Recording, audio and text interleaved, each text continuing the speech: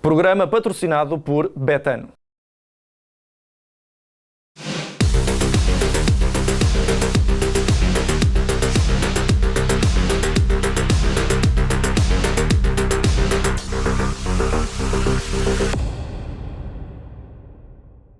Olá a todos e sejam muito bem-vindos a mais um Deixem-se de Tangas, o programa de rescaldo deste fim de semana desportivo que, efetivamente, teve um grande jogo. Enfim, podíamos estar aqui a falar apenas do jogo e, como sabem, nós focamos-nos apenas no jogo jogado, no futebol em si. Mas, infelizmente, o nosso futebol às vezes dá-nos para termos de nos desviar um bocadinho deste tema central, porque, efetivamente, o Clássico teve bom futebol, mas também teve cenas absolutamente lamentáveis e com as quais, obviamente, também teremos de nos debruçar, ainda que de forma mais ligeira, porque efetivamente fazem parte do espetáculo. Sporting e Futebol Clube do Porto, o melhor Futebol Clube do Porto e Sporting empataram a 2 golos. Eu estou cá para fazer a análise do jogo, juntamente com o João Pedro Oca. João, bem-vindo, e com o João Rodrigues também. João, seja muito bem-vindo. Bom dia. Vamos os três fazer a análise então deste clássico, também vamos tocar obviamente no Benfica, que venceu a equipa do Santa Clara, e sem mais demoras vamos avançar para essa análise desse jogo entre o Futebol Clube do Porto e o Sporting. João Rodrigues, hoje começo por ti. Efetivamente, era aquilo de que falava agora nesta pequena introdução. Era um jogo com um potencial gigante para ser algo de lendário, de memorável, tendo em conta a progressão das duas equipas nesta temporada, duas grandes equipas, mas que efetivamente se estragou um pouco com tudo aquilo que aconteceu em redor deste grande espetáculo que deveria ser o futebol. Mais uma vez, bom dia. Sim, costuma dizer a última imagem é que fica, e de facto a última imagem que ficou transmite uma imagem muito negativa do futebol português e tudo aquilo que sucedeu, que infelizmente ainda está a suceder, e veremos o que ainda está por vir. É o que acho que Sim. ainda deixa mais angústia, é sabermos que nem de perto nem de longe estamos no último capítulo, e pelo menos até a final da época ainda vai correr muita tinta de volta destes duelos entre Futebol Clube do Porto e Sporting. Mas acho que é importante destacar que foi um dos grandes jogos do campeonato, se não o melhor, ao nível da intensidade, da qualidade dos intervenientes. Aliás, basta olhar para os 4 golos. Acho que são 4 golos de grande qualidade, cada um da sua forma, inspiração individual, grandes movimentos ofensivos. Acho que o Futebol Clube do Porto e o Sporting provaram claramente no jogo jogado que são as duas melhores equipas deste campeonato, e acho que é muito importante dizer isso. E acho que, à parte de toda a crispação que houve ao longo de todo o jogo, mas até àqueles momentos finais, que são as imagens que ficaram, acho que se provou que também há muita qualidade no futebol português, e acho que é importante também ficar isso clarificado. Acho que foi um grande jogo e, enquanto o futebol foi um bom produto, digamos assim, que se vendeu. Mas, de facto, é impossível dissociar aquilo que aconteceu no fim. Sentiu-se desde o início que estava um ambiente tremendo no Dragão, não é novidade isso, é sabido o ambiente normalmente escaldante que há no Dragão nos clássicos, mas desta vez havia muitos nervos em todos os jogadores, é importante dizer, havia jogadores de facto muito nervosos em ambas as equipas. Não só jogadores, não é? Nem só jogadores, e uma pressão tremenda no banco de suplentes. E a própria equipa de arbitragem, que acredito que não possa estar completamente... Eu sinceramente digo isto, não levem mal o que eu vou dizer, eu cheguei a sentir mesmo pena do árbitro João Pinheiro, assim, não levem mal o que eu estou a dizer, porque acho que é humanamente impossível, sinceramente, manter a frieza. Um árbitro fazer mais daquelas cenas finais, é impossível, quer dizer, nós tínhamos 20 jogadores, perto disso, praticamente envolvidos em confrontos, quer dizer, ao longo de todo o jogo, entradas muito duras, constantes protestos. Sabemos que é quase inevitável num jogo desta exigência, num jogo deste nível, não haver protestos, é verdade, mas quer dizer, eu lembro-me logo da primeira falta de Mateus Reis, tivemos quase o banco de suplentes do Futebol Clube do Porto todo dentro de campo, o jogo ia com 30 segundos, quer dizer, para se ter bem noção do nível de stress e de ansiedade e de nervosismo dos jogadores. João Pinheiro perdeu cedo o controle do jogo, os jogadores não facilitaram, e aqui critico duramente praticamente todos os jogadores, que não facilitaram nada o trabalho do árbitro. Os bancos suplentes também se portaram muito, muito mal. Também não gosto muito de falar da arbitragem aqui, mas é inevitável neste caso. Estava a ser um jogo ótimo, e a verdade é que Coates acaba por ser, a meu ver, injustamente expulso. Acho que é inevitável não falar disso. Acho que o primeiro amarelo é roça o absurdo, e aí também João Pinheiro afundou-se mais ainda, porque é uma falta clara para amarelo Taremi, e a situação é completamente invertida, e depois Coates acaba por ser expulso. Mas em relação ao jogo, o Futebol Clube do Porto tentou com tudo, tal como fez contra o Benfica nos 2 jogos, e o Sporting, que é uma equipa realmente muito coesa, mesmo este Sporting muito bom, acusou o toque. O Porto tentou com tudo, teve logo uma dupla oportunidade no primeiro minuto, O Sporting acaba por marcar o primeiro golo um pouco contra a corrente do jogo, mas depois veio ao de cima aquilo que é o Sporting vintage, digamos assim, quer dizer, um Sporting de alto nível, tem ali 20, 25 minutos de grande qualidade, marca 2 golos, qual deles o melhor? Mateus Reis, craque neste momento, um grande cruzamento, o segundo golo é uma jogada fantástica, mas depois também Futebol Clube do Porto no seu melhor, o Futebol Clube do Porto, outra equipa, teria tremido, mas a verdade é que depois sofreu 2-0, reagiu da melhor forma possível, não se foi abaixo, Fábio Vieira no momento estrondoso marca um grande golo, Coates lá está expulso, o Porto não criou grandes oportunidades com mais um, mas foi muito intenso e acabou por chegar à igualdade, um resultado bem melhor para o Futebol Clube do Porto. João Pedro Oca, vamos tentar aqui focar nas duas questões. Na primeira, queria também a tua opinião sobre todo este clima que existiu em torno deste clássico. Saber o que é que achaste sobre tudo isto e também como é que poderemos começar, pouco a pouco, a tentar combater este tipo de situação, para não termos este nível absolutamente ridículo de situações, de casos que efetivamente não fazem bem ao futebol. Queria primeiro a tua opinião sobre, claro, essa questão extra-futebol, que hoje é impossível fugir a isso. E depois, sobre o jogo, claro, se concordas aqui com esta análise do João, que há uma boa entrada do Futebol Clube do Porto, mas a partir do momento em que o Sporting consegue aquele gol contra a corrente, a coisa também muda um pouco de figura. Sim, olá a todos, quem nos ouve e quem nos vê também. Aproveitando também essa boleia do João em relação ao jogo, concordo em absoluto. Eu acho que o Sporting foi muito competente a defender com menos um muito e o Porto também não se deixou ir abaixo, sobretudo com aquele 2-0. Ou seja, só uma grande equipa é que a perder por 2-0 em casa, num ambiente daqueles, consegue ter a força mental de ir recuperar o jogo. É obviamente que a expulsão do Coates foi essencial. Eu sempre achei que o Sporting não iria perder aquele jogo pela forma como os jogadores estavam em campo. Nós tínhamos feito aqui a antevisão e tínhamos dito que o Sporting nunca se iria rebaixar, nunca iria de facto subjugar-se em relação ao Futebol Clube do Porto e nem o fez nem com menos um jogador. Ou seja, só sentiu o toque no início. Só sentiu, sim, ou seja, o Porto tem 2 oportunidades de golo em 40 segundos, é uma coisa incrível. Ou seja, mas isso é o ADN do Porto, já contra o Benfica tinha entrado assim e o Benfica fez completamente abaixo, mas o Sporting é a diferença, não. Lá está, ou seja, que o Sporting também é muito por aqui. Tal e qual, eu acho que o Futebol Clube do Porto atacou mais na primeira parte, o Sporting atacou melhor e acaba por fazer 2 grandes golos. O segundo gol, a bola passa praticamente para todos os jogadores do Sporting. Eu acho que isso mostra uma personalidade muito forte deste Sporting de Ruben Amorim, em que a equipa nunca se precipita. Tu vês o Paulinho a descer, segura a bola, joga ao lado. O Ugarte, que era um jogador que podia acusar a pressão, jogando no lugar do João Palhinha, grande surpresa no 11, faz um ótimo jogo, assim como o Mateus. Enfim, os jogadores do Sporting estiveram muito bem e na hora da definição também, sobretudo Sarabia, Paulinho e também o Nuno Santos na frente. Ou seja, mesmo sem Pote, com Palhinha no banco, sem Porro, o Sporting voltou a dar de facto uma ótima imagem, mas o Futebol Clube do Porto também, e o gol do Fábio Vieira ali antes do intervalo acaba por ser essencial. 2 momentos-chave no jogo, o gol do Fábio e depois a expulsão do Coates, em que catapulta o Porto para cima do Sporting e acaba por justamente chegar ao gol com mais um grande gol do Taremi e grande assistência do Fábio Vieira. Tem tido um mês absolutamente fantástico, 7 assistências e 2 golos neste mês. Incrível o Fábio. E em relação àquilo que se passou lá fora, é absolutamente surreal. Eu nunca tinha visto um pós-jogo naquelas dimensões, com tanta gente agarrada à televisão. E obviamente nós somos portugueses, somos latinos, estes espetáculos até acabam por nos colar ainda mais aos ecrãs. Enfim, infelizmente estamos mal habituados, mas eu nunca tinha visto tanta gente no relvado ao mesmo tempo. Estavam para umas 70 pessoas no relvado, desde os bancos até aos jogadores. Mais o pessoal diz que os coletes azuis estavam dentro do relvado, não estavam bem dentro do relvado, estavam ali um bocadinho de fora, mas é absolutamente surreal. Sim, como é que alguém da publicidade estática tem aquele acesso aos jogadores. Quer dizer, é absolutamente surreal. Balas no campo, há uns anos havia bolas de golfe no campo, quer dizer, isto é absolutamente surreal e eu acho que, quando é que vamos ter as sanções? E essa é a questão que o João estava a dizer. Quando é que nós vamos ter agora as sanções? Quando é que nós vamos ter castigos? Que castigos é que vão ser aplicados? Jogos à porta fechada? Tenho muitas dúvidas, infelizmente. Jogadores suspensos, multas de 1000 euros para clubes absolutamente milionários, quer dizer, tem que se meter a mão na consciência de toda a gente, e eu acho que os jogadores em campo, o jogador português, nestes clássicos, está sempre à procura da falta, sempre. Mas porquê que os bancos está sempre toda a gente de pé? Porquê que está toda a gente de pé nos bancos e isso é permitido, jogo após jogo? É absolutamente aquilo. Mas é uma coisa que eu acho que isto, quer dizer, sempre desde que me lembro de ver futebol em todos os países, e aqui em Portugal, claro, de haver muitos protestos. Mas isto dos bancos, esta histeria nos bancos, sinceramente, acho que é um fenómeno um pouco recente. Eu há 10 anos não me lembro de haver esta histeria nos bancos suplentes. Quer dizer...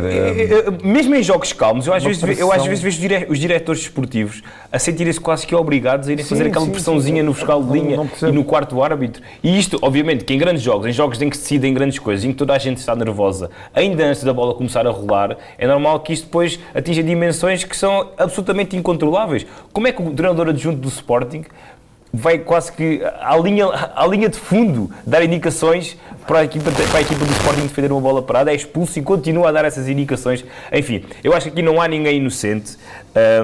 E depois, o que levou àquela confusão não foram as palavras de Frederico Varandas no final, mas essas palavras ficaram muito, muito, muito mal ao presidente do Sporting. Quer dizer, o Ruben Amorim falou apenas na flash, calculo que não tenha falado na conferência de imprensa, porque o presidente quis assumir esse protagonismo, e disse: toda a gente deve ser responsabilizada e toda a gente agora tem que ser chamada à razão. Esteve bem quando disse isso. O que é toda a gente? Toda a gente, desde os jogadores, do Sporting, do Porto, a Liga, a própria... Porque a Liga nunca fala. Voltamos a não ouvir a Liga. É completamente omissa. Voltamos a não ouvir a Federação. Quer dizer, alguém tem de assumir alguma coisa, não é? Que isto... Achas que a culpa também é de nós, não estou a falar de nós os três, mas sim, comunicação social, comentadores... Quer dizer, tu vês a capa do jornal do jogo hoje e perguntas como é que é possível. Eu não estou a dizer para as pessoas irem comprar, porque eu acho que, e eu tenho muito respeito por todos os jornais, mas a capa de hoje do jogo é absolutamente surreal, que é a repercussão dos comentadores do Futebol Clube do Porto em relação a este assunto, a falarem que a comunicação social de Lisboa tinha negligenciado a situação e tinha dito que o Futebol Clube do Porto é que era culpado, enfim, quase que uma defesa ao Porto que não tem defesa ao Porto, não tem defesa ao Sporting, ninguém tem defesa. E depois, eu nunca vi entre comunicados que dizem, um diz uma coisa, outro diz outra, nem o comunicado do Porto, nem o comunicado do Sporting, nem ninguém diz: olha, eu tenho responsabilidades, nós pedimos desculpa por isso ter passado. Dizem só que é lamentável, mas ninguém assume responsabilidades. E eu acho que isso é perfeitamente surreal. Resta saber se a carteira do Dr. Frederico Varandas foi ou não roubada, o telemóvel foi ou não roubado, ainda não sabemos. Já estava com o telemóvel. Ainda não sabemos. O assessor de imprensa do Futebol Clube do Porto também ganhou aqui protagonismo ao dizer que tem sido também recebido ameaças, a família também tem recebido ameaças, enfim, isto é todo um chavascal, um circo autêntico, perfeitamente evitável, e eu acho que só se pode evitar futuras consequências disto se houver multas pesadas, sanções pesadas.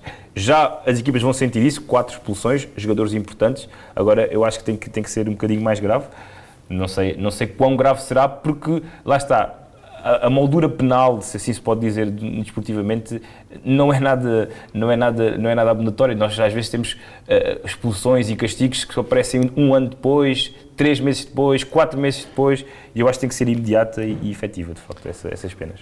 Bom, eu peço desculpa a todos os que nos acompanham, acho que em nome dos três, mas é daqueles jogos e daqueles momentos em que obviamente não podemos também fugir e não podemos falar de outra coisa que não seja do tema em questão e claro que seríamos censurados se assim fizesse. Portanto, tivemos de fazer este contexto também para analisar tudo o que foi o jogo, do Clássico, claro, e também do que foi o encontro do Benfica, mas antes de continuarmos aqui a falar sobre este grande Clássico, apesar de tudo um grande jogo de futebol, como já destacou aqui o João Rodrigues, vamos primeiro à zona de apostas. Zona de apostas Betano. Ora, na zona de apostas, vamos falar também de um jogo tremendamente difícil à partida para o Sporting, frente ao Manchester City, o regresso da Liga dos Campeões, ainda bem que está de volta também para mudarmos aqui o chip para esse futebol europeu que é também sempre bem-vindo. E, João Rodrigues, temos um Sporting Manchester City, um jogo teoricamente difícil para o Sporting, mas vamos acreditar que há alguma coisa aqui é possível fazer. E acho que disseste algo que concordo inteiramente. A Champions vem mesmo na melhor altura, parece. Já não há Xandão no Sporting, não sei se recordam ainda de 2011 e 2012 do Milan. Há alguém que vai fazer um calganhar neste jogo. Um jogador que me deixou muitas saudades, pessoas junto dos adeptos do Sporting, mas que marcou esse gol histórico.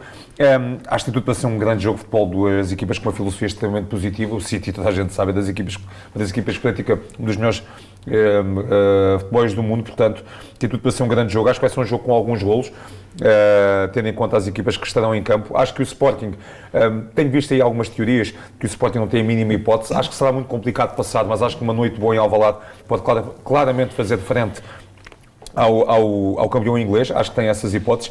Eu acho que o Manchester City vai vencer em Alvalade por 3-2, é a minha aposta.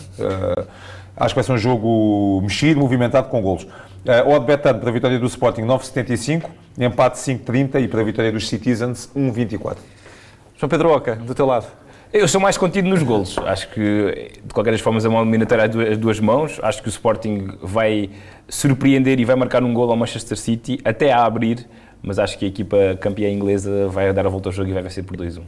Então, vitória para 3-2, 2-1 e eu vou para o empate a uma bola. Acredito que o Sporting vai conseguir aqui um resultado positivo.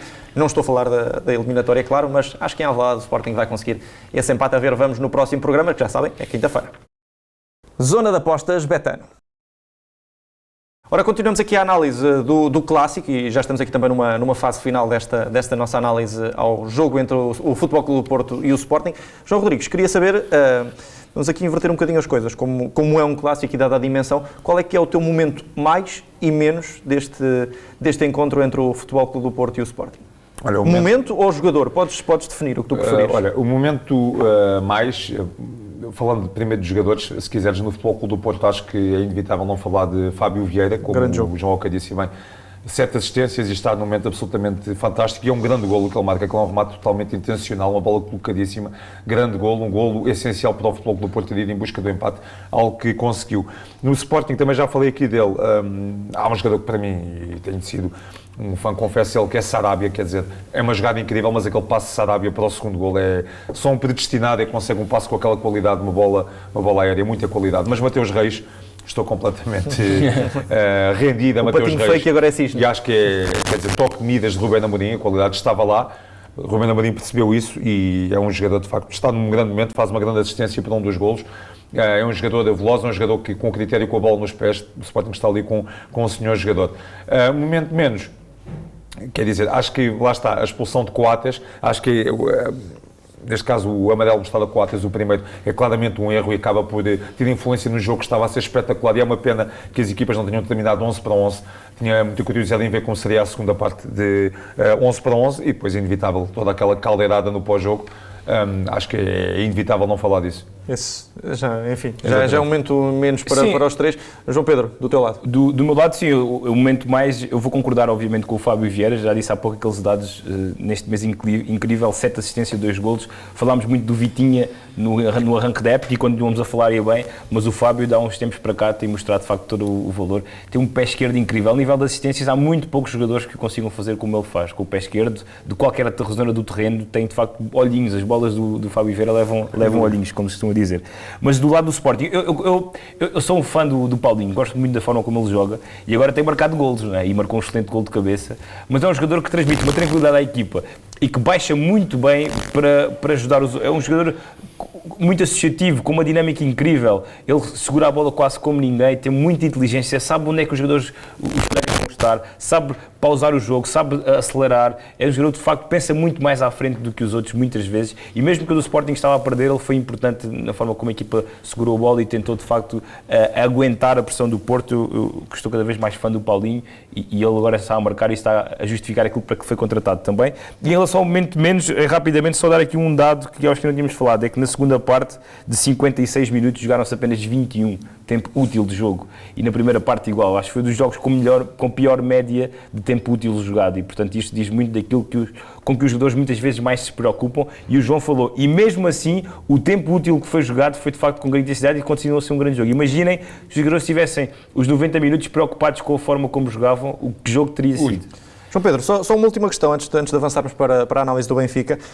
O Sporting, falámos também nas possíveis escolhas de Rubén Amorim e há aqui uma que para muitos é uma surpresa, para outros não tanto. A ausência de Palhinha e a entrada de Ugarte neste 11 do Sporting. Pergunto se te surpreendeu e também se achas que pouco a pouco o Sporting está aqui a encontrar um novo meio-campo e se o espaço de Palhinha pode-se estar a reduzir. Até porque era um jogo propício para João Palhinha, efetivamente. Sim, e o João até entrou bem quando o Sporting precisou também de segurar um bocadinho a pressão do Porto. Mas há um grande Ugarte. Há um grande Ugarte. Eu gosto muito também do Ugarte e acho que ele tem uma personalidade incrível, agressividade. Tem outras coisas que o Palhinha não tem, a nível de dinâmica com a bola, de chegada também à frente, tem um bocadinho mais agressividade. Não diria mais agressividade, pisa outras zonas em relação ao João Palhinha.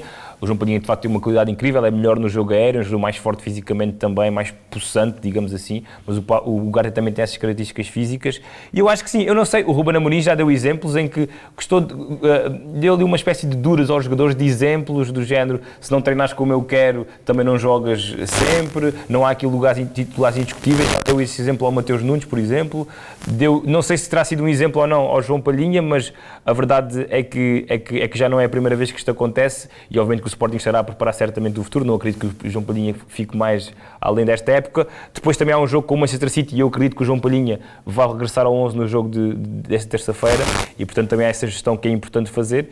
E de facto, quando os jogadores desta qualidade, o Ruben Amorim pode fazer isto. Se ele tivesse metido o Daniel Bragança, tenho a certeza que também daria uma boa resposta. Apesar de ser um jogo não tanto para as características do Daniel, mas portanto tem ali 4 médios, já falámos várias vezes sobre isso, que lhe dão muitas garantias. Sim.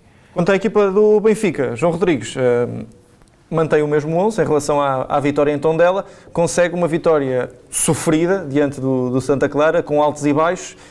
Vamos analisar assim de forma também mais rápida este encontro. O Benfica entra bem no jogo, sofre se calhar até o golo um pouco contra a corrente e depois vem aquela tremideira que tem existido também muito no Estádio da Luz e acaba por ser uma vitória muito, muito complicada diante de um Santa Clara que, a bem da verdade, não tinha Lincoln nem Crisano, dois dos jogadores principais da equipa. Sim, como costuma dizer, foi uma vitória arrancada a ferros, é verdade, o Santa Clara até estava algo desfalcado, mas eu sinto isso, eu sinto que o Benfica neste momento até se sente mais confortável a jogar fora. Em Tondela fez um jogo agradável, uma exibição positiva, claramente até o melhor jogo da era Veríssimo. Entrou bem contra o Santa Clara, criou 2 grandes oportunidades de golo, o Santa Clara marcou também claramente contra a corrente do jogo, mas depois entrou o Benfica em modo Benfica Gil Vicente. Se bem nos recordarmos, foi uma exibição muito má do Benfica mesmo, e a verdade é que o Benfica até o intervalo não conseguiu criar mais uma única oportunidade de golo, e o Santa Clara teve mais um ou 2 lances que fizeram gelar o estádio. O Benfica entra de forma interessante na segunda parte, claramente há ali um momento-chave, que é quando são as entradas de Yaremchuk e de Taarabt, que eu estou tentado a dizer que teve 10 dos 15 minutos melhores este ano no Benfica, mas depois caiu a pique. Taarabt parece-me ser um jogador, de facto, que joga 10, 15 minutos e não dá para mais. Mas neste momento há um São Darwin no Benfica, sem dúvida. Darwin, há uns tempos, acho que ainda era olhado com alguma desconfiança, mas a verdade é que Darwin neste momento é quase um abono de família. Na Serrafa foi quase um abono de família durante alguns tempos do Benfica, neste momento é Darwin. Claramente ali na esquerda está muito bem, a descaído para o meio. 18 golos, não é? 18 golos, e atenção, e já esteve de fora alguns jogos esta época. Já vai lançado para ser o melhor. Começou de fora esta temporada, depois teve aquela lesão também no Dragão, esteve fora também, ao serviço da seleção, portanto, uma excelente média de golos. O segundo golo é de bela execução também. Achas que Nelson de Veríssimo já encontrou aqui o seu 11 também? E achas que é Gonçalo Ramos e Darwin na frente, ou achas que isto ainda vai mudar? É sim, pode ter encontrado o seu 11, acho que ainda há algumas dúvidas. Paulo Bernardo, por exemplo, acho que neste jogo não aproveitou assim tão bem, mais uma vez, o facto de ter sido titular, acho que não fez uma... Não foi só neste, não é? Dá uns tempos para cá. E atenção, eu fui aqui um jogador que defendeu muito, que Paulo Bernardo ainda com as 2 merecia oportunidades e mantém, acho que na altura merecia, acho que João Mário também esteve muito aquém em vários jogos, mas Paulo Bernardo não tem feito propriamente grandes exibições. João Mário desta vez ficou de fora. Gonçalo Ramos também continua crítico. Gonçalo Ramos acho que não tem aproveitado muito bem as oportunidades. Acho que lhe falta alguma intensidade, tem que ter muito mais golo. Continuo a não perceber o facto muito fora do jogo, Ramos mais do que o ter golo. tão pouco golo neste Benfica. Não percebo, fora do jogo, aliado do jogo. Por isso é que não... É que tu vês Darwin não consigo dizer de cada seja um severíssimo. Darwin vai-se entrosando com a equipa, mas Gonçalo Ramos parece uma peça fora da máquina. É que há aqui vários jogadores, quer dizer, é um 11 veríssimo, mas há aqui os jogadores que permanecem em sub-rendimento. A verdade é que se não há aquela grande penalidade a favor do Benfica bem assinalada, eu tenho dúvidas sérias que o Benfica conseguisse dar a volta a mais um jogo, e quer dizer, se o Benfica voltasse a perder pontos na Luz depois do empate com o Moreirense e da derrota com o Gil, acho que seria um cenário absolutamente dramático para este Benfica, que tem um fim de semana positivo porque vence e reduz distâncias para o Sporting, já nem falo do Futebol Clube do Porto, mas continuo claramente com a ideia que o Benfica mais tarde ou mais cedo vai perder pontos. O Benfica dá-se muito ao azar, digamos assim. A equipa tem que jogar muito mais e a verdade é que depois do 2-1 o Benfica volta ao modo tremideira, praticamente não queria mais oportunidades. Tem uma de Gonçalo Ramos, lá está, deveria ter decidido o jogo e acabou com o crédito na boca. Valeu o resultado para o Benfica. Sim, eu acho que... Desculpa, Mário. Ia-te fazer uma pergunta, mas conclui. Não, era só para pegar nessa ideia do João, que nós estamos a falar no fim de semana em que o Benfica podia ganhar pontos aos rivais e em que se podia decidir o título. Falámos muitas vezes jogo do título, e acabamos por não falar da questão do pelo título propriamente dita, não é? Porque estamos assim um bocadinho naquela expectativa, ou seja... E não se resolveu nada, na verdade. E não se resolveu nada, mas será que o Porto agora, já não jogando com o Sporting, já não vai perder mais pontos?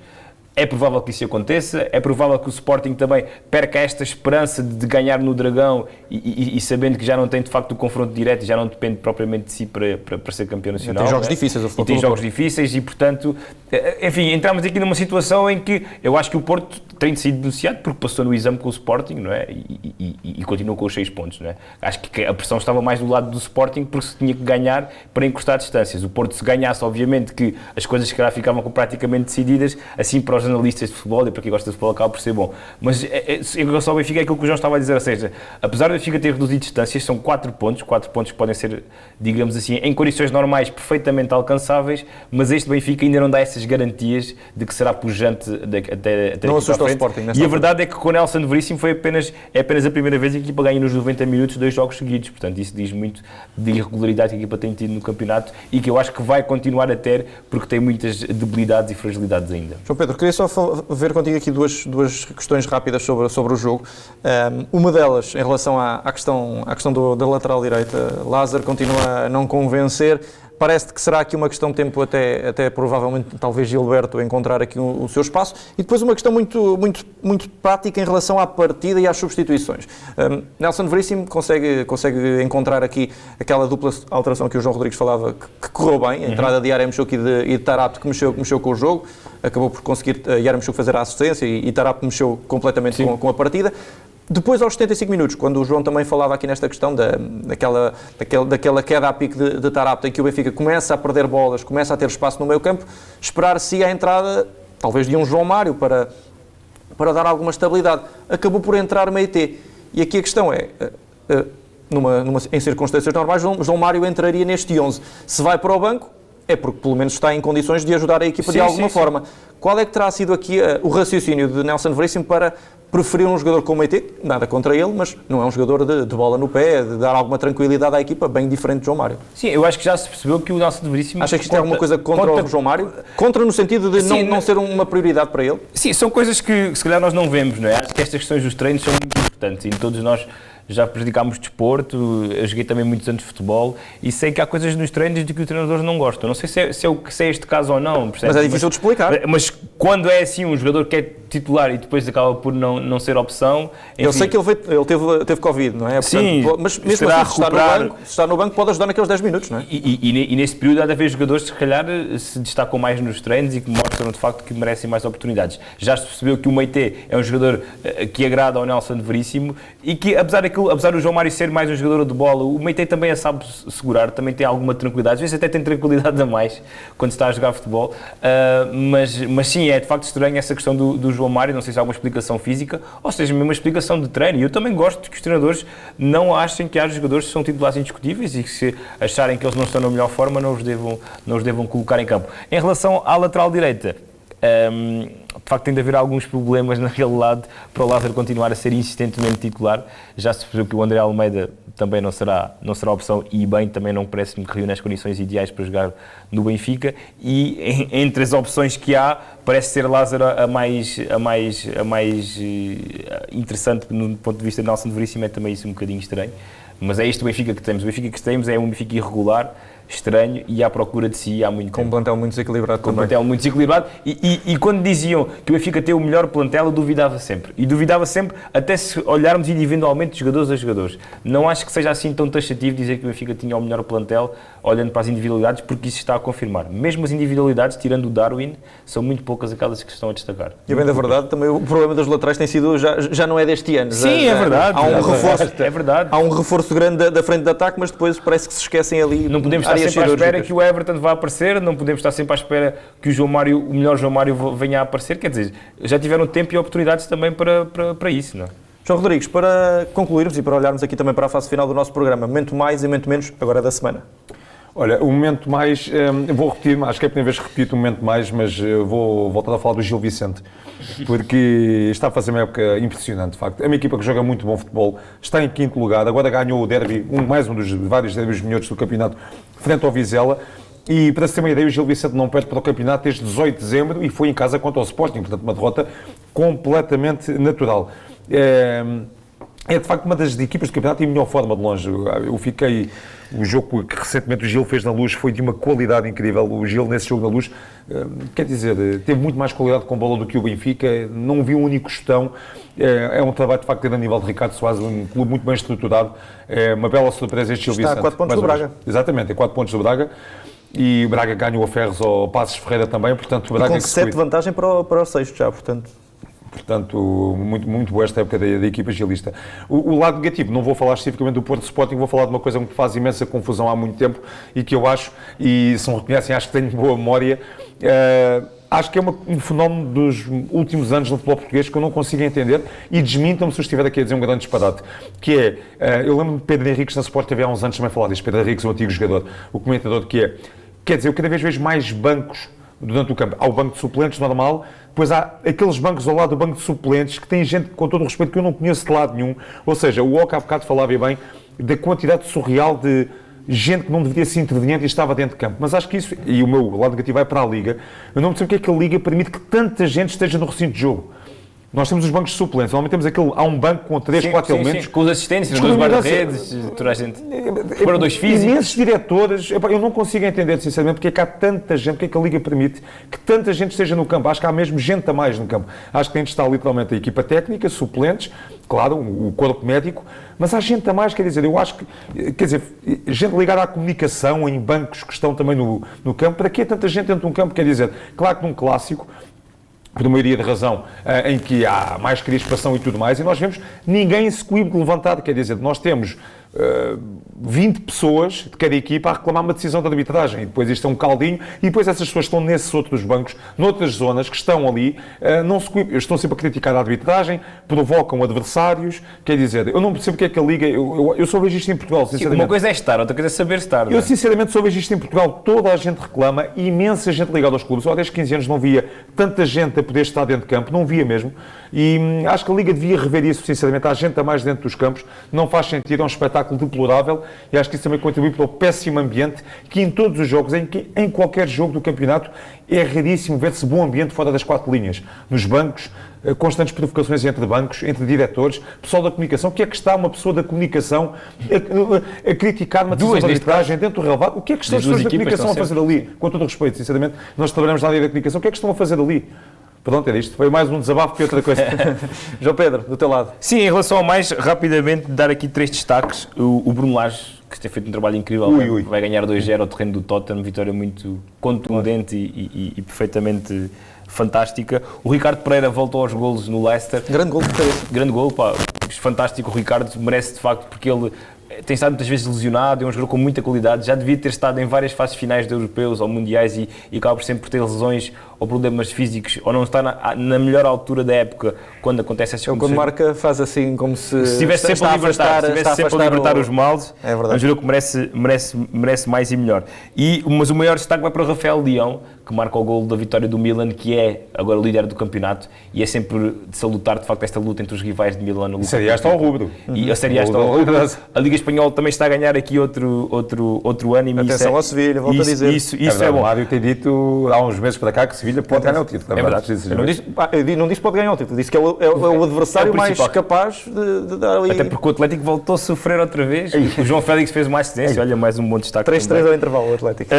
E em relação ao menos 2, mais por pena e porque de facto gostava mesmo que o Abel tivesse ganho a final do Mundial de Clubes e até fez por isso o Chelsea de facto... Pelo menos os penaltis, não é? O Chelsea pelo menos não mostrou ser muito superior ao Palmeiras e isso é um mérito de uma equipa como a Palmeiras, tem muito mais fragilidades do que uma equipa que tem um plantel fantástico como o do Chelsea. Não conseguiu, ainda não foi desta que o treinador português ganhou o Mundial de Clubes. Mantém-se ali o lema do Palmeiras não tem Mundial, é continua, verdade, não é? É verdade. Achas que o Abel vai começar a pensar na que equipa o Benfica vai ter na próxima época? Não, querido, eu acho que ele está muito feliz foi uma provocaçãozinha. Em São Paulo, apesar de não ter lá a família, isso também lhe custar um bocadinho.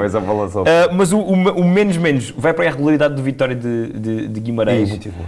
Quer dizer, ganha um jogo da forma como ganhou ao Sporting de Braga. Heroica. Na jornada a seguir vai perder com uma equipa que ainda não tinha ganho. Deu vida ao Bessade. Deu vida ao Bessade, e isso também é de salutar, mas de facto a irregularidade desse Vitória, com um bom treinador, com bons jogadores, com grandes adeptos, é de facto muito estranho e muito difícil de explicar. Muito bem, e nós estamos falados para este... Espero que para a Luísa este... não leva mal isto. Não sei, acho que não vai gostar quando ouvir.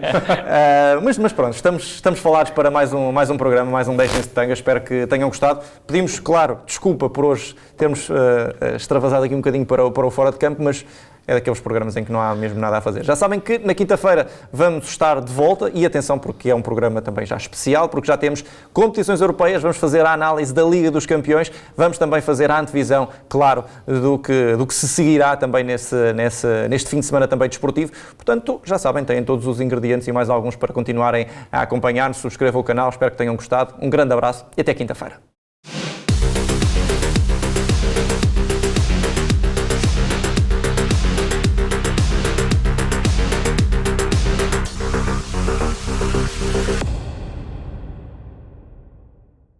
Programa patrocinado por Betano.